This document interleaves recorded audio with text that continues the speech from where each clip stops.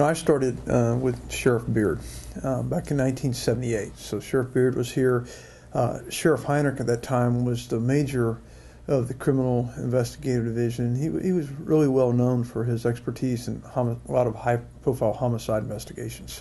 Sheriff Beard retired in 1978. He was running for the state senate at the time, and Sheriff Heinrich was appointed to fill the last 2 years of his term, and he subsequently ran for sheriff and was elected 3 times after that. I believe he served for about 14 years, one of the longest serving Hillsborough County sheriffs, and I had the honor of working with him during that time on different positions that I held in the 1980s. Really got to know Sheriff Heinrich real well during the accreditation process and all of those things, and also some real high-profile murder cases that went on during the 80s, serial murders that he was personally involved in, and I had been involved in the investigation of those. So really got to know him really well, not only as my boss and the true professional that he certainly always was, but also he became a friend and a mentor, and certainly just a guy that we're all going to miss.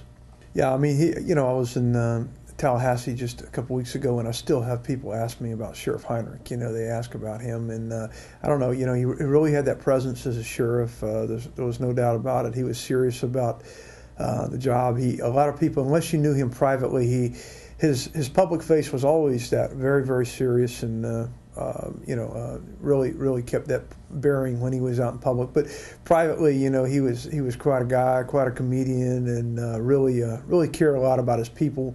As he went through his professional career as a sheriff, he always remembered sometimes, not being treated well because of his name or because of where you were from, and I think that's what really made him everybody's sheriff, because he could walk through any part of this town. It didn't make a difference. He was respected. He respected you. He was huge on personal respect of everybody, and I think that maybe that came from some of his earlier experiences in life.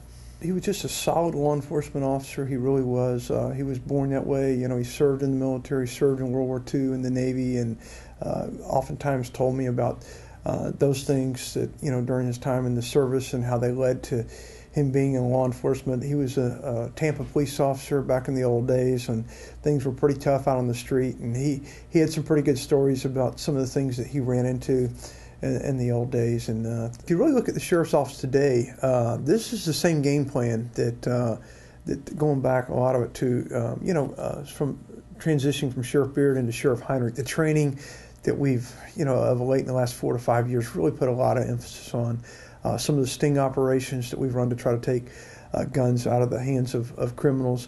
That's an old game plan that was brought back from the Heinrich administration, and he certainly was known as the King of Sting. Operation Gulfstream 1 and 2, if people remember those, the first time that local sheriff's offices had ever done anything, especially when you're talking about operations that recovered millions of dollars worth of property. And that was a concept that he had and he started, and it's been emulated many times over the years since then.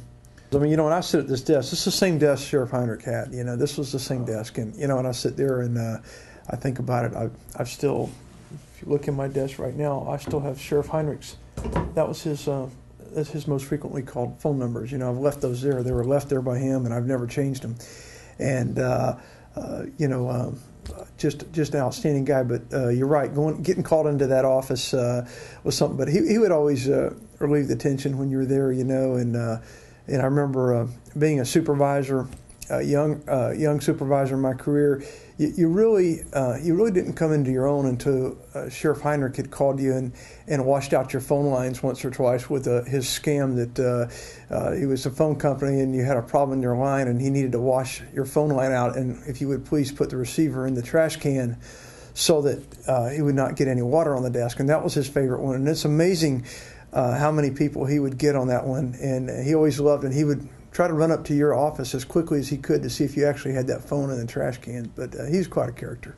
Right. Well, Sheriff Heinrich anybody knew him, he was quite a family man. I mean, his family was so important to him. He was proud of all of his children, and he was proud of his really long marriage that he and Phyllis had, and they were partners. And one thing you learn in being in this business, you're your wife is as much a part of it as you are, because you need someone there, and there's a lot of things that you have to go to, and a lot of functions and different things, so we all knew Miss Heinrich. You know, she was always about, and we got to know her over the years. A very, very proper lady, and she certainly served the sheriff's office well herself. And I know after her passing, we spoke many times, but it was very hard on him trying to get past that. And you know, they had such a wonderful marriage and had such great kids, and I know he's just proud of all of them. And his son, Judge Heinrich, who he's very proud of, and we're all proud of Judge Heinrich. He does a great job for the justice system here in Hillsborough County, and that was just a tough time. But he did stay involved in a lot of sheriff's office functions.